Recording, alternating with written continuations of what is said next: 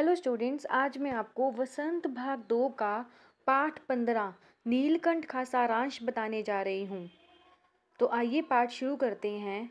यह पाठ एक रेखा चित्र है जिसमें लेखिका ने अपने सभी पालतू पशुओं में से एक मोर, जिन्हें उन्होंने नीलकंठ का नाम दिया है, उसका वर्णन किया है।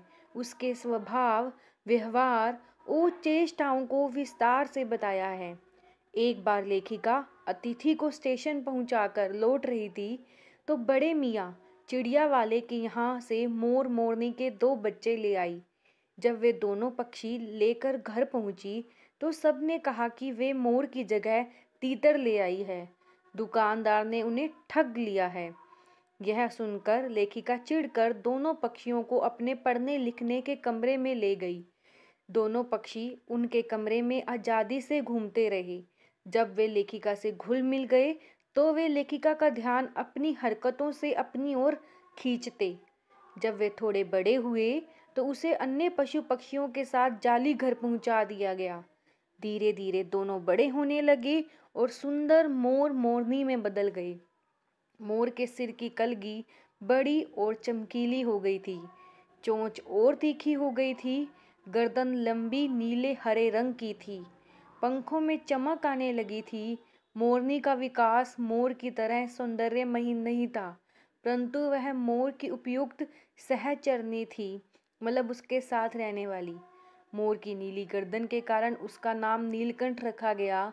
मोरनी मोर की छाया थी, इसलिए उसका नाम राधा रखा गया। नीलकंठ लेखिका के चिड़ियाघर का स्वामी बन गया था। जब कोई पक्षी मोर की बात नहीं मानता था तब मोर उसे अपनी चोंच के प्रहार से दंड देता था। मतलब प्रहार मतलब उनको चोट पहुंचाना। एक बार एक सांप ने खरगोश के बच्चे को मुंह में दबा लिया था। नीलकंठ ने उस सांप को अपनी चोंच के प्रहार से टुकड़े कर दिए। खरगोश के बच्चे को रात भर अपने पंखों के नीचे रखकर गर्मी देता रहा। वसंत पर मेघों की सांवली छाया में अपने इंद्रधनुषी पंख फैलाकर नीलकंठ एक सहजात लय ताल में नाचता रहता, मतलब कि पंख फैलाकर नाचता। लेखिका को नीलकंठ का नाचना बहुत अच्छा लगता था। अनेक विदेशी महिलाओं ने उसकी मुद्राओं को अपने प्रति व्यक्त सम्मान समझकर उसे परफेक्ट जेंटलमैन की उपाधि दी थी। नीलकंठ और राधा को वर्षा ऋतु बहुत अच्छी लगती थी। उन्हें बादलों के आने से पहले उनकी आहट सुनाई देने लगती थी। बादलों की गड़गड़ाहट, वर्षा की रिमझिम, बिजली की चमक जितनी अधिक होती थी, नीलकंठ के नृत्य में उतनी ही ज़्यादा तन्मयता आती थी, या वो बहुत ज़्यादा नाचता था।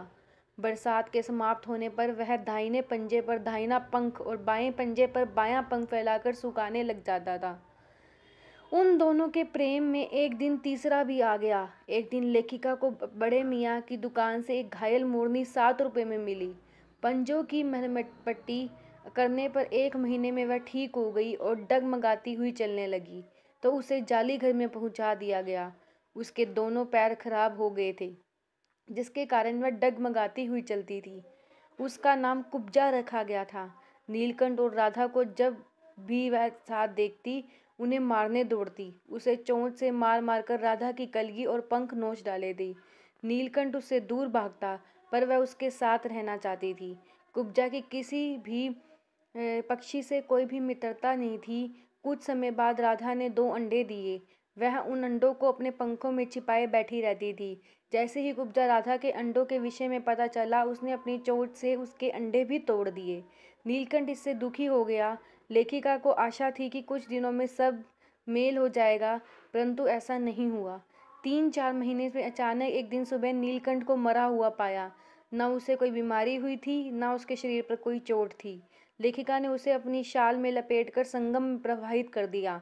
नीलकंठ के ना रहने पर राधा कई दिनों तक कोने में बैठी रही और नीलकंठ का इंतजार करती रही, परंतु कुब्जा नीलकंठ के दिखाई न देने पर उसकी खोज आरंभ कर दी। एक दिन वह लेखा की अलेशियन कुतिया कजली के सामने पड़ गई।